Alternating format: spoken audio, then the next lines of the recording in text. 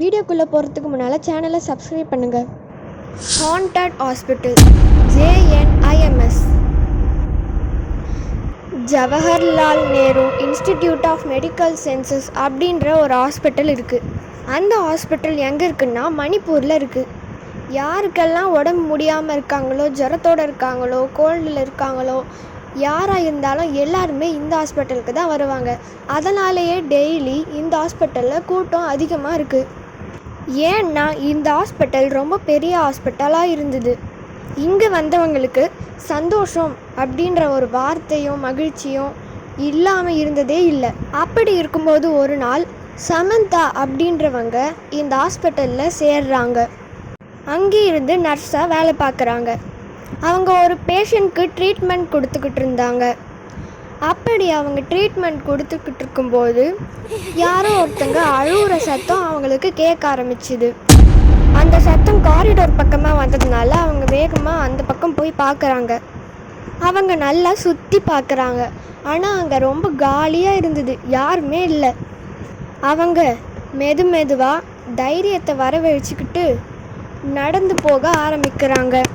அவங்க சுற்றி பார்த்த நாலா பக்கமும் வெறும் நாள் நடமாட்டமே இல்லாத இடமா தான் இருந்தது. அப்படியே அவங்க மெதுவாக நடந்து போயிட்டு இருக்கும்போது மறுபடியும் அவங்களுக்கு அழற சத்தம் கேட்க ஆரம்பிக்குது. அவங்க மறுபடியும் சுற்றி பார்க்குறாங்க. அங்கே யாருமே இல்லை. அதனால அவங்க பயத்திலேயே ஓடி போகிறாங்க. அவங்க ஓடி நின்னதுக்கப்புறம் அவங்க பின்னால் ஒரு உருவம் வருது. அவங்களும் யாரும் அவங்க பின்னால் இருக்கிறத உணர ஆரம்பிக்கிறாங்க. இதனால் அவங்க ரொம்ப பயப்பட ஆரம்பிக்கிறாங்க. திடீர்னு அங்கே இருக்கிற லைட்ஸ் எல்லாம் ஆஃப் ஆய் ஆன் ஆகுது. திடீர்னு அது சரியாயிடுது. அப்புறம் ஒரு செகண்ட் அங்கே எல்லாமே அமைதியாயிடுச்சு. இவங்களுக்கு இன்னைக்கு என்ன நடக்குதுன்னு ஒன்றுமே புரியல. அவங்க சுற்றி முற்றி பார்க்குறாங்க. அங்கே ஆள் நடமாட்டமே இல்லை. திடீர்னு யாரோ கத்த ஆரம்பிக்கிறாங்க. இவங்களும் பயந்து திரும்பி பார்க்குறாங்க. அப்போது அங்கே ஒரு பொண்ணு பார்க்குறதுக்கே ரொம்ப ஸ்ட்ரேஞ்சாக ஃப்ளோரில் உக்காந்துக்கிட்டு செவுத்துல எதையோ பென்சிலை வச்சு வரைஞ்சிக்கிட்டு இருக்காங்க. திடீர்னு அவங்க வரையறதை நிறுத்திட்டாங்க. அப்புறம் அவங்க ரொம்ப வேகமாக வரைய ஆரம்பிச்சிட்டு இருக்காங்க. இதை சமந்தா ரொம்ப பயங்கரமாக பயந்து போய் பார்க்குறாங்க.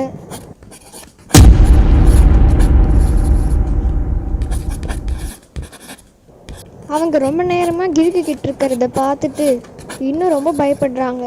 அப்புறம் அவங்க அந்த பொண்ணோட காலில் இருக்கிற ரத்தத்தை நோட் பண்ணுறாங்க. உடனே அந்த பொண்ணு திடீர்னு எழுந்துக்கிறாங்க. அப்படியே திரும்பி சமந்தாவை பார்க்குறாங்க. சமந்தா ரொம்ப பயப்படுறாங்க. திடீர்னு அப்புறம் பார்த்தா அந்த லேடி கையில் ஒரு குழந்தையோடு நின்றுட்டு இருக்காங்க. மெதுவாக அவங்க கிட்ட நடந்து வராங்க. திடீர்னு அங்கே இருக்கிற லைட்ஸ் மறுபடியும் அணைஞ்சு எரிய ஆரம்பிக்குது.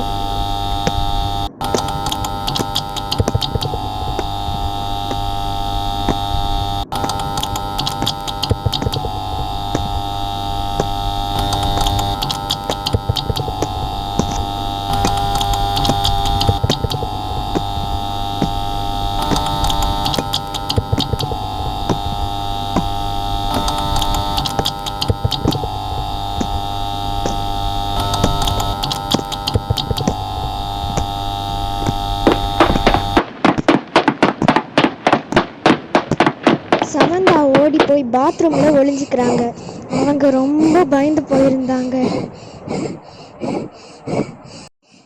அவங்க அந்த லேடி அங்கே வராங்களான்னு பார்த்துட்ருக்காங்க. உடனே அவங்க எழுந்து கதவை திறந்து வெளியில் போய் பார்க்குறாங்க. அவங்க திடீர்னு ரொம்ப ஷாக் ஆயிட்டாங்க. ஏன்னா அவங்க கண்ணாடியில் அந்த சமந்தாக்கு பின்னால் அந்த லேடி நின்றுட்டு இருக்காங்க குழந்தைய வச்சுக்கிட்டு. இதை பார்த்து சமந்தா ரொம்ப பயப்பட ஆரம்பிக்கிறாங்க. அவங்க பின்னால் திரும்பி பார்க்குறாங்க. அப்போ கூட அந்த லைட்ஸ் இன்னும் சரியாகலை.